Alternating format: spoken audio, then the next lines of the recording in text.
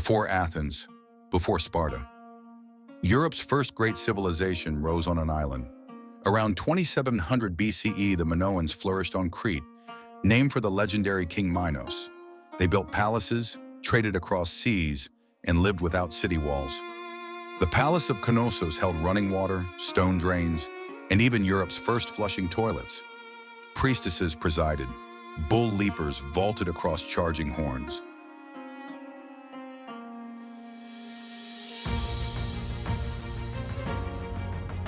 Walls so massive that later Greeks swore only giants could have built them.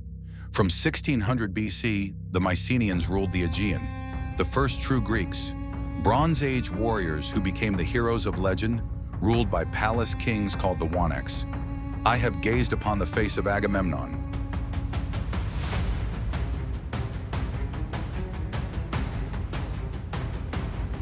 Around 1100 BC, the palaces burned, the cities emptied, and writing simply vanished. The mighty Mycenaean world collapsed.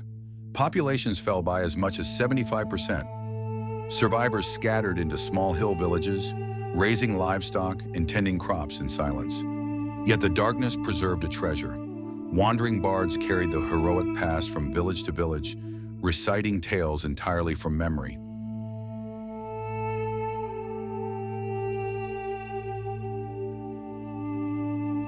From the ruins of a forgotten age, Greece invented a new idea: the city.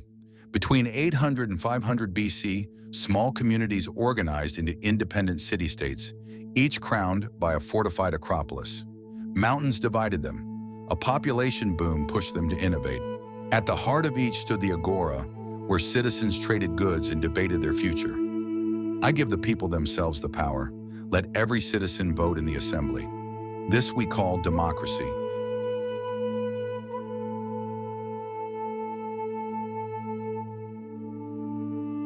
A blind poet, thousands of lines and not a single page of writing. Around 700 BC, the Iliad and Odyssey took shape through oral tradition. Bards memorized them, performing for kings and crowds across the Mediterranean. Was Homer one man or many voices over generations?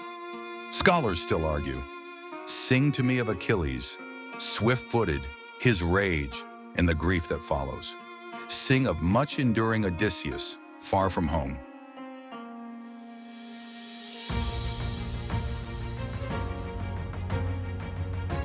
By 500 BC, more Greeks lived outside Greece than within it. The mountains choked their farms, land ran short, so between 750 and 550 BC, thousands sailed to start fresh cities. Each expedition followed a founder, an oikos, who first sought guidance from the oracle at Delphi. I carry fire from our sacred hearth. Where Apollo points, I will raise our walls, our agora, our temples.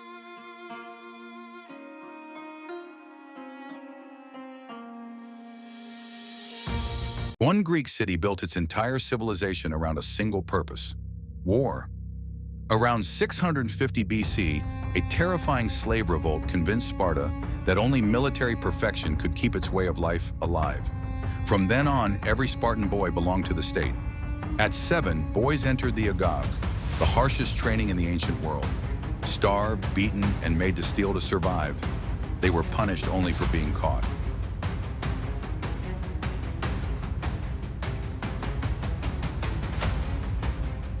What if ordinary people could rule themselves? Athens dared to try. For centuries, Athens bowed to kings, aristocrats, and tyrants. The wealthy owned the land. The poor drowned in debt, sold into slavery to pay it back. I canceled the debts. I freed those sold into bondage. I gave the people laws written in stone for all to read.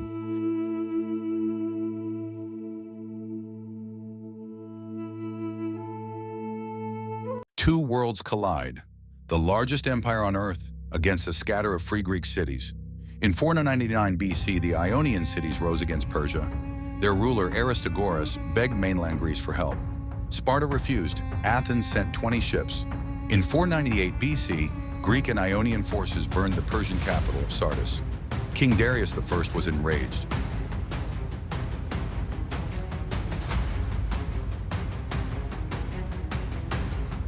In 480 BC, The largest army the ancient world had ever seen marches on Greece.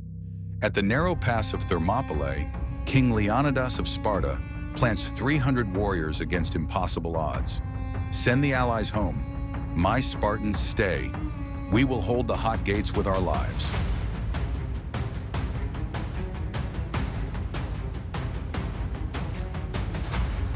In ancient Athens, one barefoot man asked questions that toppled certainties.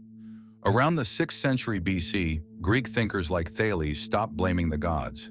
They sought reasons. They invented philosophy, the love of wisdom. Born around 470 BC, Socrates wrote nothing. He simply asked, defining justice, courage, goodness, until proud Athenians realized they knew nothing at all.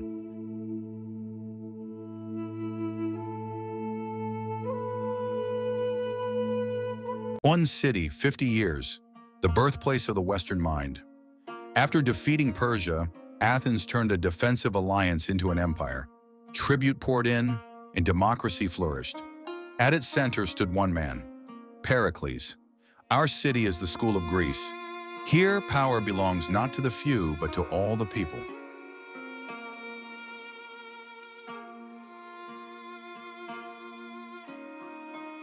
Two ways of life, one Greek world.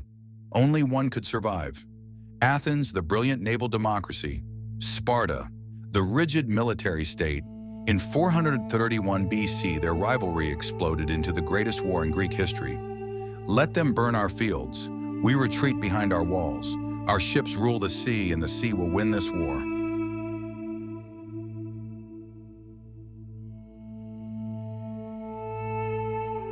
One man founded the first university. He never wrote down his core teachings. Athens, 428 BC. A boy nicknamed Plato, meaning broad, grows up as democracy falters. Then he meets Socrates and his life turns toward truth. In 389 BC, they executed my teacher.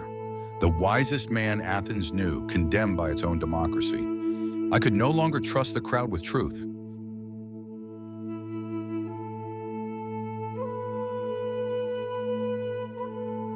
Greece dismissed the North as half-barbarian. The North was about to conquer them all.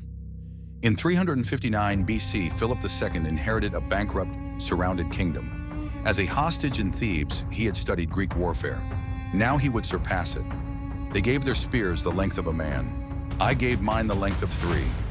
Let them try to reach my soldiers before my soldiers reach them.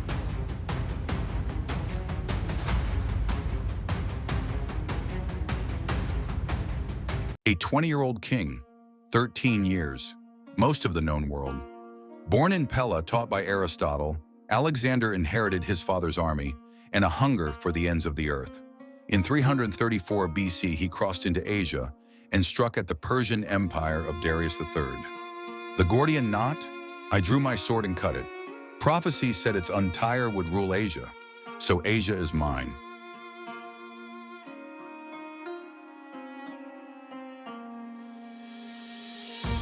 One conqueror dies young. The largest empire on earth shatters overnight. Alexander leaves no heir. His generals, the Diadochi, carve his world apart in decades of war. From the wreckage rise 3 powers: Ptolemaic Egypt, the vast Seleucid Empire, and Antigonid Macedonia. Greek culture now spans 3 continents.